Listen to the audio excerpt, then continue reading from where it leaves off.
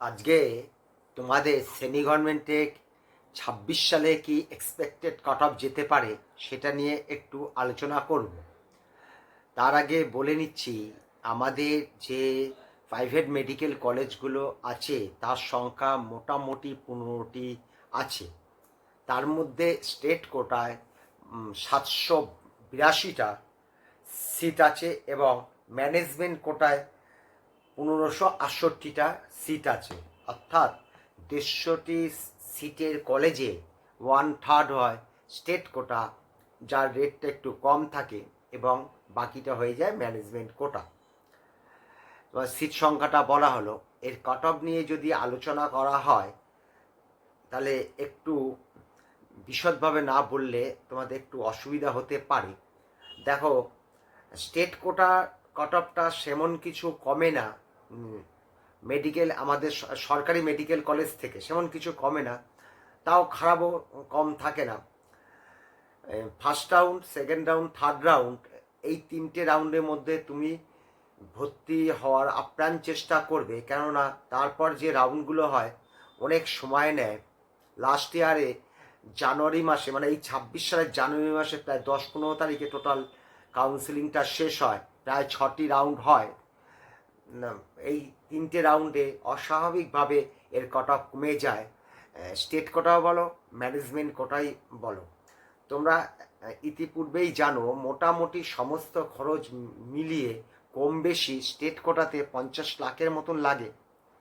কিছু কিছু কলেজে 40-45ও হয়ে যায়, অ্যাভারেজ 50 লাখের মতন লাগে। আর স্টেট কোটাটা বললাম, আর ম্যানেজমেন্ট কোটা 1 কোটির একটু বেশি লাগে, 5.5 বছর টোটাল খরচের পরিমাণটা।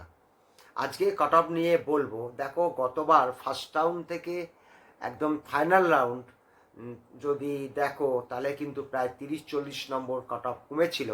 ইউআর, ওবিসি আর এসসিদের মধ্যে, এই 3টি কাস্টের মধ্যে প্রতি বছর যে অতটা কমবে তার কোনো গ্যারান্টি নেই, কেননা এইখানে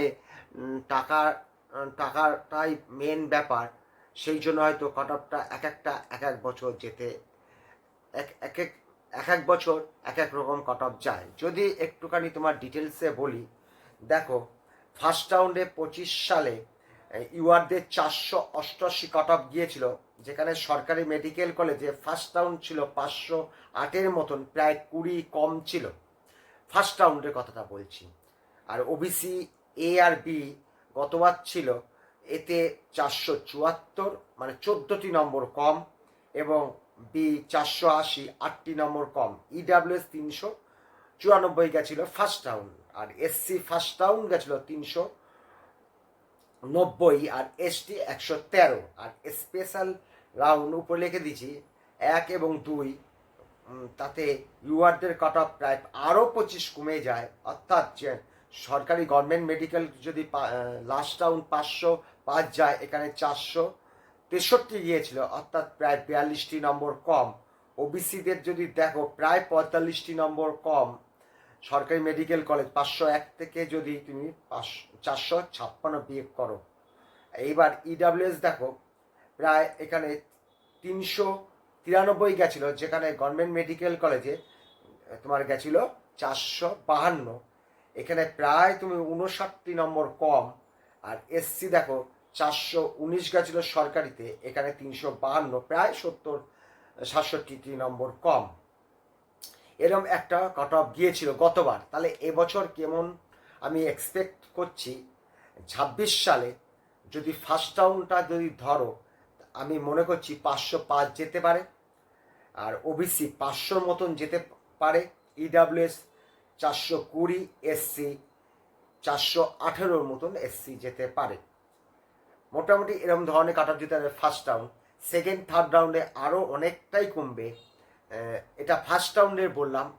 তোমাদের আগের ব্যাপারটা যেটা বুঝাচ্ছিলাম, দেখো কতটা সেকেন্ড রাউন্ড, থার্ড রাউন্ড এবং স্টে ভ্যাকান্সি আস্তে আস্তে 20, 25, 30 নম্বর করে কমে যায়। এটা আমার ফার্স্ট রাউন্ডের কাট অফটা তোমাদের দেখালাম এবং এটা নিয়ে বললাম। যাই হোক, এই ছোট্ট ভিডিওর মধ্যে দিয়ে তোমাদের সেমি গভর্নমেন্টে কি কাট অফ যায় সেটা এক্সপেক্টেড করলাম।